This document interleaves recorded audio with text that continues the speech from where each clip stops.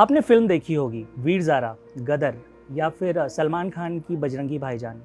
इन सभी कहानियों से मिलती जुलती एक कहानी है हमीदा बानो की, जो साल 2002 में मुंबई के कुर्ला से पाकिस्तान चली गई।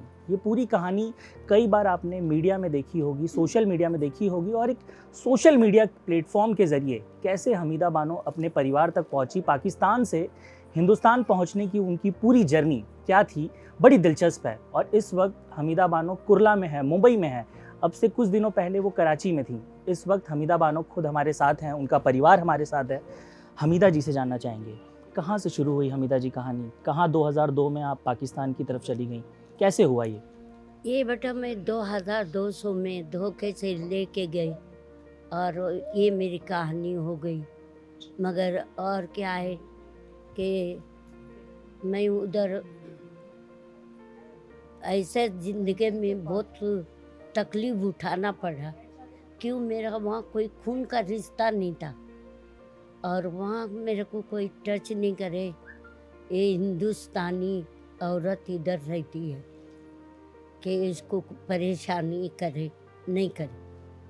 हुकूमत की भी मेरे को कोई परेशानी नहीं की, मेरे को अच्छे से संभाले। कभी मेरे घर के सामने पुलिस नहीं आई, हम बिंदास घूमते थे।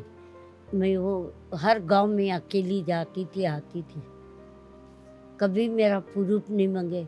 ऐसा तो कोई बस में चढ़ो, कोई भी चढ़ो, तुम्हारे पास है क्या? मैं औरत जाते रहती थी, मैं अकेली जाती थी। कभी मेरे को नहीं पूछे कि तुम्हारे पास, तुम कहाँ जा रहे, किधर से आए। यही मैं बोलती थी, मैं मंगोपीर से आई, फलाने गांव में जा। तो बोले कोई बात नहीं। हाँ, आदमी लोग का बहुत वहाँ इंक्वायरी करते थे, तुम्हारे पास ये कहाँ है, शरणार्थी कार्ड। मगर मेरे को कभी परेशानी गवर्नमेंट के तरफ से, उधर के पूरे मेरे चाहने वाले मेरी बहुत हेल्प करे, मेरे को अच्छे से रखे, खाना खिलाए, कपड़ा दिए, सब कुछ करे। मैं उनकी बहुत शुक्रगुजार हूँ। सब में ज़्यादा तो मैं वो लीला की बहुत शुक्रगुजार हूँ। और यहाँ ये बच्चे उनको ये हेल्प करे, इनकी भी शुक्रगुजार कल पर।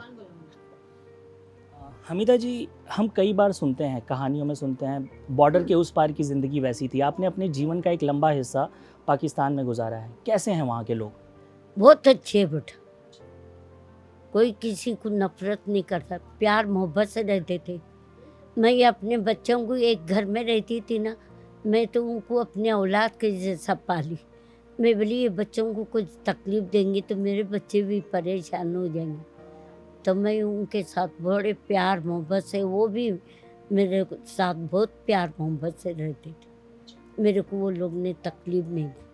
हालांकि उनके बाप का घर था, चाहे तो मेरे को निकाल सकते थे, नहीं निकाले। बड़े प्यार मोहब्बत से मैं उनके साथ अपनी ज़िंदगी। आपने पहले भी कई बार सफ़र किया था, फिर 2002 में ऐसा क्या हुआ, कैसे आप पाकिस्तान चली गई? इसलिए कि मेरे एक बेटे की शादी करी थी, वो उसके एक मेरा छोटा बेटा बाकी था। मैं बोली मेरे बेटियां का शादी करी, सब कुछ करी, अभी मेरे बेटे लोग के लिए कुछ करूं। वहाँ जाऊंगी तो अल्लाह मेरी ज़िंदगी रहे तो मैं एक मकान लूँ नीचे ऊपर, तो मैं उनके साथ में जो ज़िंदगी है गुजार दूँ। मगर ऐसा जो अरमान आंसू से मेरे बह गए, दिल के अरमान दिल में रह गए। कैसा लग रहा है हिंदुस्तान आकर? बहुत अच्छा लग रहा, अपने से मिल के, मेरे बच्चों को देख के दिल तो भर के आता है। कई साल से मैं अपने बच्चों को प्यार नहीं करी, अपने कभी ये नहीं सोची कि मेरे बच्चे ये सोचते थे होंगे कि मैं मर चुकी हूँ। मैं मेरे बच्चों के लिए मर चुकी थी। आपके साथ है, आप अपने देश वापस लौट चुकी हैं। देखिए, ये पूरी कहानी हमीदा की है, लेकिन ये केवल उनके कहानी तक सीमित नहीं है, उनका पूरा परिवार और इसके अलावा सोशल मीडिया का एक महत्व आपको समझने की ज़रूरत है। एक तरफ बॉर्डर के उस पार वलीउल्लाह ने मदद की, तो वहीं खलफान ने भारत में उनकी मदद की। खलफान जो कि यहाँ के यूट्यूबर हैं, किस तरह से यहाँ के सोशल मीडिया ने वहाँ के सोशल मीडिया से कोलैब किया, इसकी भी एक बेहतरीन कहानी है। लेकिन ये पूरी कहानी जानने से पहले हम उनके परिवार से जानते हैं कि उनका परिवार जिस वक्त पाकिस्तान में थी वो क्या कुछ देख रहा था। सर, आप अपना नाम बताएं। मेरा नाम अब्दुल नबी शेख है। क्या रिश्ता है आपका? मेरी बहन है, बड़ी बहन है मेरी, मैं उनका छोटा भाई हूँ। तो बॉर्डर पर लेने गए थे आप उन्हें? हाँ, गया था। जब पता चला कि अब मुझे लगता है 2020 और 22 के आसपास आप लोगों को पता चला ये जिंदा हैं, हाँ, यहाँ से पता चला, हाँ। क्या कहेंगे? बहुत शुक्रिया अदा करूँगा मैं मारूक अल्लाह, उन्होंने मेरी बहन का बहुत साथ दिए, उन्होंने बहुत सपोर्ट करे हिंदुस्तान की ये हमसे मिलाने के लिए। हाँ, दोनों दोस्त का शुक्र अदा करता हूँ मैं कि मेरी बहन आज इतने साल के बाद हमसे मिली है।